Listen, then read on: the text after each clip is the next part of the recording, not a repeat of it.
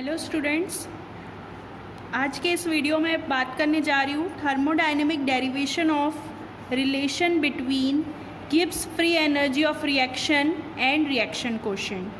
तो इसमें जो है हम यहाँ पे गिब्स फ्री एनर्जी और रिएक्शन कोशेंट के बीच में रिलेशन देखेंगे। तो उससे पहले जो है रिएक्शन कोशेंट क्या होता है और इसको किससे रिलेट किया जाता है, इसको हम पहले देखते हैं। तो सबसे पहले रिएक्शन कोशेंट क्या होता है। तो रिएक्शन कोशेंट जो है, यदि मैं एक रिएक्शन लिखूँ A + B gives C + D, तो यहाँ पे रिएक्शन कोशेंट जो है वो इक्विलिब्रियम कांस्टेंट से इसको रिलेट करते हैं।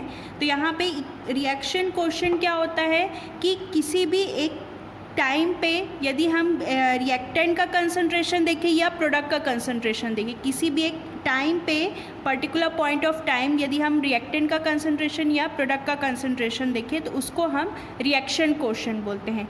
जबकि यदि हम इक्विलिब्रियम स्टेट पे यदि इसका कंसंट्रेशन देखते हैं, रिएक्शन का कंसंट्रेशन देखते हैं, तो उसको बोलते हैं equilibrium constant.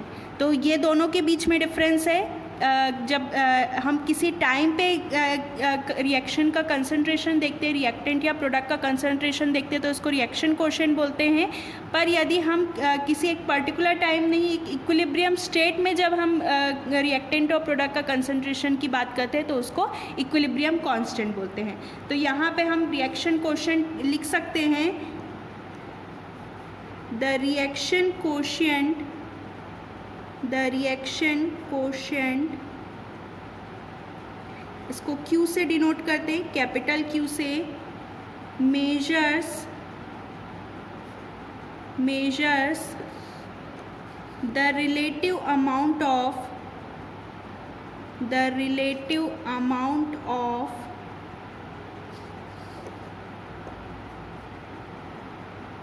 products and reactants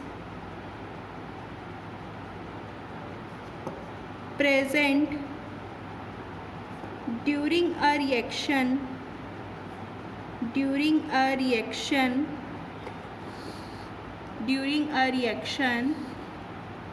at a particular point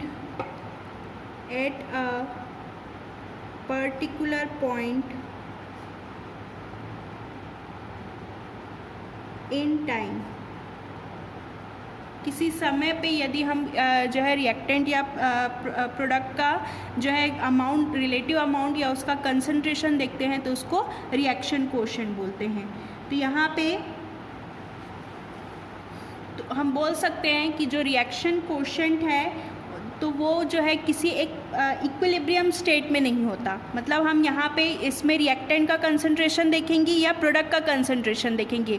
तो जब इक्विलिब्रियम स्टेट की बात किया जाता है तो इक्विलिब्रियम स्टेट में क्या होता है, दोनों का रिएक्टेंट का कंसंट्रेशन और प्रोडक्ट का कंसंट्रेशन सेम हो जाता है, तो उसको इक्विलिब्रियम कंडीशन बोलते हैं।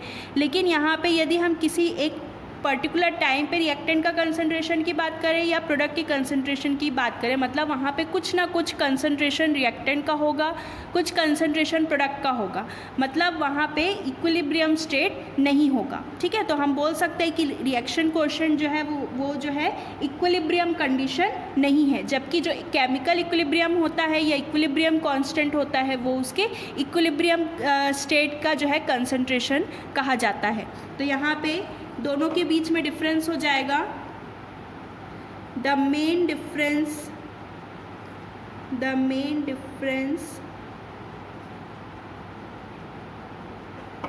बिटवीन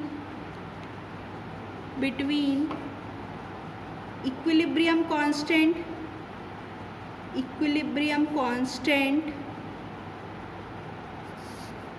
के equilibrium and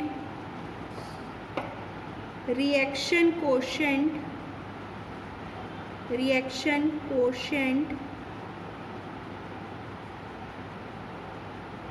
Q is that K equilibrium describes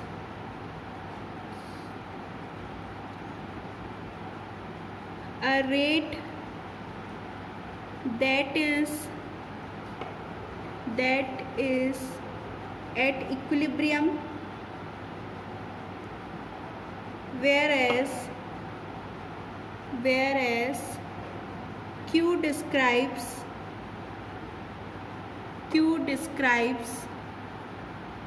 a reaction that is not at equilibrium.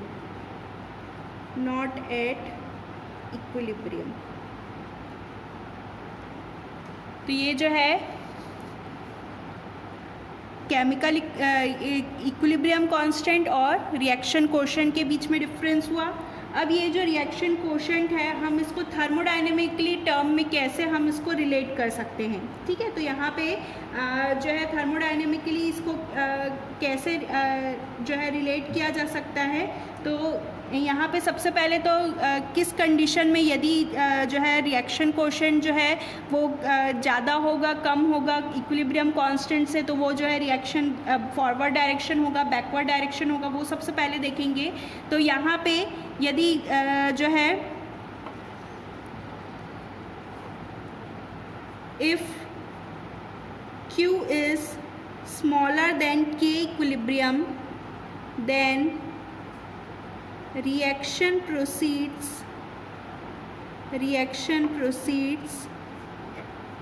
spontaneously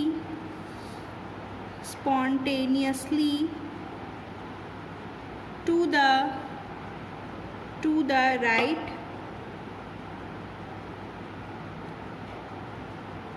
resulting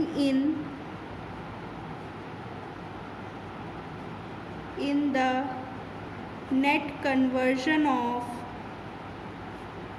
reactants to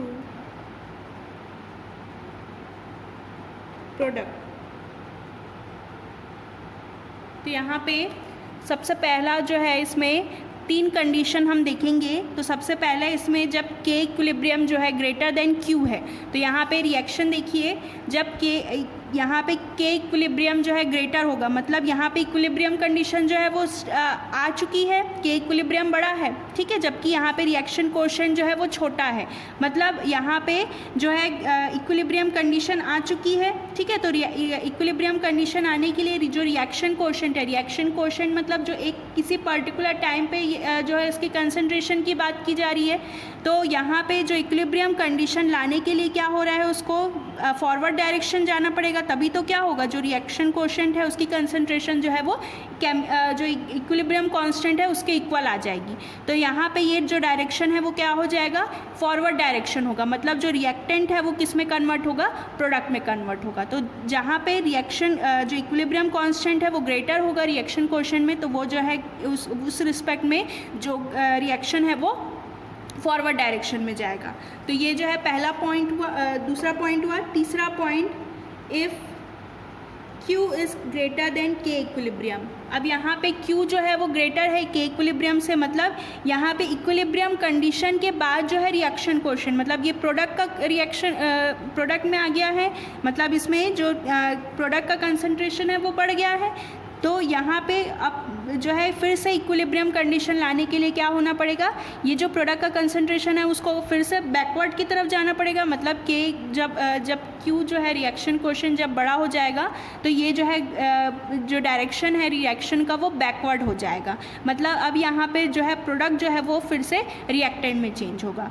तो यहाँ पे जब Q जो है वो ग्रेटर होगा K इक्विलिब्रियम के, the reaction proceeds spontaneously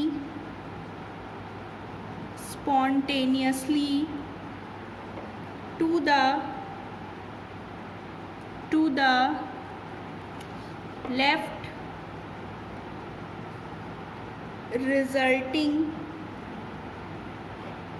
resulting in the net conversion of products to reactants।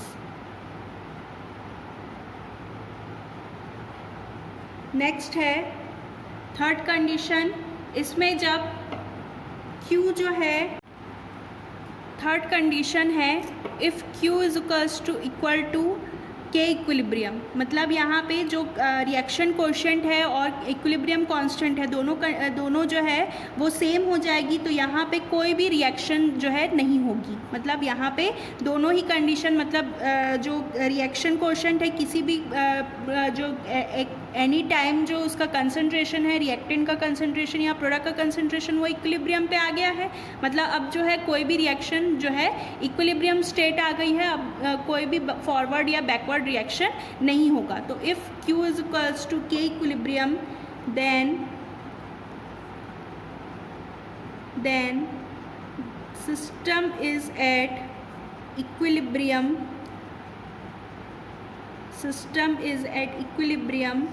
and no net reaction occurs। तो ये जो है तीन कंडीशन हमने देखा के इक्विलिब्रियम और रिएक्शन कोएफिशिएंट के बीच में। जब के इक्विलिब्रियम जो है ग्रेटर हो जाता है रिएक्शन कोएफिशिएंट, मतलब इक्विलिब्रियम स्टेट आ गया है, तो जो है रिएक्टेंट जो है वो क्या होगा, प्रोडक्ट में कन्वर्ट होना चाहेगा। दूसरा कंडीशन, जब रिएक्शन कोएफिशिएंट जो है वो बड़ा हो गया है के इक्विलिब्रियम से, तो यहाँ पे प्रोडक्ट का कंसंट्रेशन बढ़ गया है, मतलब के इक्विलिब्रियम जो है उस पर जो रिएक्शन कोएफिशिएंट है उसको इक्विलिब्रियम पे आने के लिए क्या होगा, प्रोडक्ट जो है वो रिएक्टेंट में चेंज होगा। और थर्ड कंडीशन, जब दोनों जो है इक्वल हो गए हैं तब यहाँ पे मतलब रिएक्शन कोएफिशिएंट जो है इक्विलिब्रियम स्टेट पे पहुँच गया है, मतलब यहाँ पे कोई भी रिएक्शन नहीं होगा। तो ये जो है तीन कंडीशन थी। अब उसके बाद हम ये जो है रिएक्शन कोएफिशिएंट को हम थर्मोडायनेमिकली कैसे हम उसको कोरिलेट करेंगे। तो सबसे पहले जो है हम पहले इसके जो है स्पॉन्टेनियस प्रोसेसेस जो होते हैं थर्मोडायनेमिक में वो हम देखेंगे। तो स्पॉन्टेनियस प्रोसेस मतलब जो स्पॉन्टेनियसली मतलब जो अपने आप ही होती है वो प्रोसेस को स्पॉन्टेनियस प्रोसेस कहते हैं। तो हमें पता है कि जो स्पॉन्टेनियस प्रोसेस होता है उसमें जो गिब्स फ्री एनर्जी है डेल जी, ये कहलाता है Gibbs free energy, change in Gibbs free energy या गिब्स फ्री एनर्जी चेंज कहेंगे।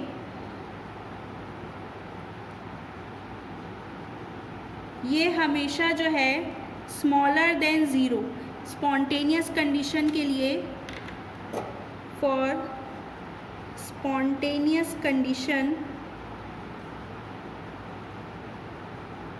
गिब्स फ्री एनर्जी जो है वो होती है स्मॉलर देन ज़ीरो। तो यहाँ पे गिब्स फ्री एनर्जी जो है ज़ीरो से कम होती है। तो यहाँ पे जो एंट्रोपी होती है इसमें जो है गिब्स फ्री एनर्जी एंट्रोपी और एंथैल्पी का रिलेशन होता है del G is equals to del H minus T del S. ये जो है फ्री एनर्जी, एंथैल्पी और एंट्रोपी का रिलेशन है। तो यहाँ पे आप देखेंगे जो गिब्स फ्री एनर्जी है इसको, ये जो है ज़ीरो से कम है, मतलब ये नेगेटिव है, ज़ीरो से कम क्या होगा, नेगेटिव में होगा।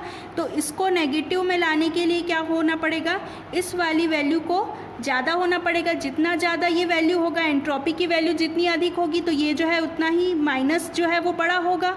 ठीक है, कोई भी चीज़ जो है यदि यह बड़ा वैल्यू है ये माइनस के टर्म में, तो कोई भी पॉजिटिव वैल्यू है उससे आप माइनस को करोगे तो उसकी वैल्यू क्या होगी, माइनस ही आएगी। मतलब ये वैल्यू एंट्रोपी की वैल्यू जितनी बड़ी होगी तो गिब्स एनर्जी उतनी ही नेगेटिव में जाएगी। मतलब यहाँ पे डेल एस जो है एंट्रोपी जो है वो आपका ग्रेटर देन ज़ीरो होना चाहिए। मतलब एंट्रोपी की वैल्यू जितनी अधिक होगी, जितनी पॉजिटिव होगी, उतनी ही गिब्स एनर्जी की वैल्यू जो है वो नेगेटिव में होगी। तो स्पॉन्टेनियस कंडीशन में जो है गिब्स फ्री एनर्जी जो है वो स्मॉलर देन ज़ीरो होनी चाहिए और एंट्रोपी जो है वो ग्रेटर देन ज़ीरो होनी चाहिए। अब ये जो है फ्री एनर्जी, एंट्रोपी और रिएक्शन कोएफिशिएंट को हम कैसे कोरिलेट करेंगे। तो यहाँ पे मैं 3 कॉलम बना देती हूँ। पहला कॉलम है फॉर स्पॉन्टेनियस रिएक्शन, दूसरा कॉलम है इक्विलिब्रियम रिएक्शन, इक्विलिब्रियम कंडीशन, और तीसरा है नॉन स्पॉन्टेनियस कंडीशन,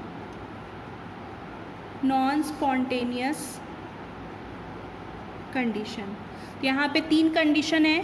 तो स्पॉन्टेनियस कंडीशन में हमने देखा कि जो फ्री एनर्जी की वैल्यू है वो स्मॉलर देन 0 होनी चाहिए। तो del G is less than 0, entropy जो है वो ग्रेटर देन 0 होना चाहिए। और स्पॉन्टेनियस कंडीशन में हमने क्या देखा था कि जो रिएक्शन कोशेंट और इक्विलिब्रियम है, कोई भी रिएक्शन जो है वो अपने इक्विलिब्रियम स्टेट में होना चाहेगा। मतलब यहाँ पे जैसे कि हमने फर्स्ट कंडीशन देखा था के इक्विलिब्रियम जो है वो ग्रेटर देन है क्यू के। जब के इक्विलिब्रियम ग्रेटर है मतलब यहाँ पे रिएक्शन जो है इक्विलिब्रियम पे पहुँच चुका है, तो कोई भी रिएक्शन जो है अपने इक्विलिब्रियम पे पहुँचना चाहेगा। मतलब ये जो है वो कंडीशन जो है वो क्या होगी, स्पॉन्टेनियस कंडीशन होगी। क्योंकि स्पॉन्टेनियस जो है कंडीशन क्या होती है, जब कोई भी रिएक्शन जो है अपने आप होता है। तो कोई भी रिएक्शन कब तक होगा, जब तक कि वो एक इक्विलिब्रियम स्टेट में ना पहुंच जाए। तो ये जो है इसका स्पॉन्टेनियस कंडीशन, ये जो है ये इसकी स्पॉन्टेनियस कंडीशन कहलाएगी। तो यहाँ पे स्पॉन्टेनियस कंडीशन में हो जाएगा के इक्विलिब्रियम ग्रेटर देन क्यू। अब उसके बाद इक्विलिब्रियम कंडीशन में तो सभी चीज़ें जो है आपकी इक्वल हो जाएगी। डेल जी जो है इक्वल टू 0, डेल एस भी इक्वल टू 0। इक्विलिब्रियम स्टेट है, मतलब अब वहाँ पे कोई भी रिएक्शन नहीं होगा, कोई भी उसमें स्टेट वेरिएबल्स चेंज नहीं होंगे, ना तो फ्री एनर्जी ना तो एंट्रोपी। मतलब एक जो रिएक्शन है वो अपने रेस्ट पोजीशन पे आ जाएगी। मतलब वहाँ पे गिब्स फ्री एनर्जी है 0 हो जाएगी, एंट्रोपी 0 हो जाएगी और रिएक्शन कोशेंट जो है वो इक्विलिब्रियम कांस्टेंट के इक्वल हो जाएगा। नॉन स्पॉन्टेनियस कंडीशन में उल्टा होगा स्पॉन्टेनियस के। यहाँ पे नॉन स्पॉन्टेनियस मतलब रिएक्शन जो है वो अपने आप नहीं होगा, मतलब उसको जो है कोई अलग कंडीशन देना पड़ेगा। तो वो जो है नॉन स्पॉन्टेनियस रिएक्शन क्या हो जाएगा, जब डेल जी की वैल्यू जो है ग्रेटर देन 0 होगी, एंट्रोपी जो है स्मॉलर देन 0 होगा और Q जो है ग्रेटर देन के इक्विलिब्रियम होगा। तो ये जो है आपका नॉन स्पॉन्टेनियस कंडीशन होगा। तो इस प्रकार से जो रिएक्शन कोशेंट है वो हम जो है थर्मोडायनामिकली टर्म में हम इसको रिलेट करते हैं। अब इसके बाद इसी जो है गिब्स फ्री एनर्जी और रिएक्शन कोशेंट को हम किस प्रकार से लिख सकते हैं। तो जैसे कि वही पहला वाला रिएक्शन था आपका, let's consider the following reversible reaction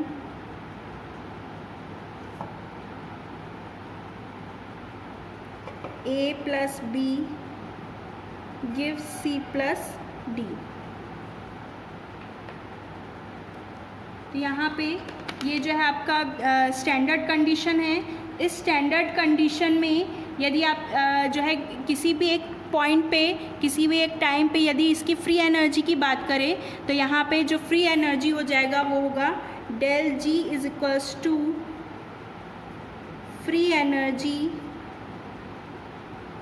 eight any time. इस रिएक्शन की जो जैसे कि हमने रिएक्शन कोशेंट के बारे में पढ़ा, मैंने बात किया कि रिएक्शन कोशेंट किसी एक टाइम पे उसका जो है रिलेटिव अमाउंट वो उसका रिएक्शन कोशेंट कहलाता है। वैसे ही किसी एक पॉइंट पे, किसी एक टाइम पे जब फ्री एनर्जी की बात की जाए तो उसको बोलेंगे डेल जी, इसको शो करेंगे डेल जी से। फिर है डेल जी नॉट जो है ये आपका होगा स्टैंडर्ड फ्री एनर्जी।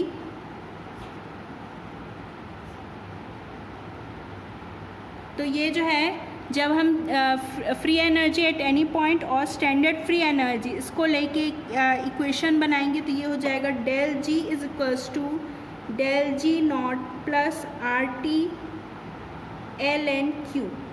तो ये जो है आपका इक्विलिब्रियम का भी रिएक्शन होता है, लेकिन हम यहाँ इक्विलिब्रियम के जगह पे यहाँ पे एक पर्टिकुलर पॉइंट पे हम किसी रिएक्शन के अमाउंट की बात करें तो यहाँ पे क्या हो जाएगा, रिएक्शन कोशेंट आ जाएगा। इक्विलिब्रियम कांस्टेंट की जगह पे रिएक्शन कोशेंट आ जाएगा। तो रिएक्शन कोशेंट जो है वो यहाँ पे गिब्स एनर्जी और रिएक्शन कोशेंट के बीच में रिलेशन हो जाएगा del G is equals to del G not plus RT ln Q।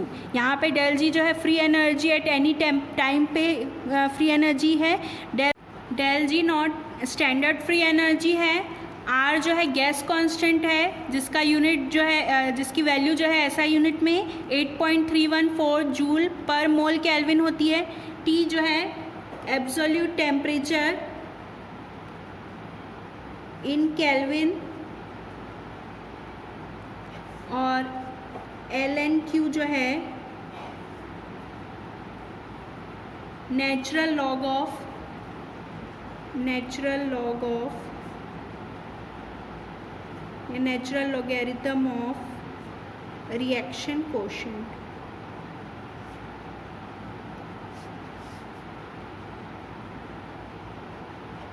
तो इस प्रकार से ये जो रिलेशन है ये आपका रिएक्शन कोशेंट और गिब्स फ्री एनर्जी के बीच में relation, thermodynamic relation. Thank you.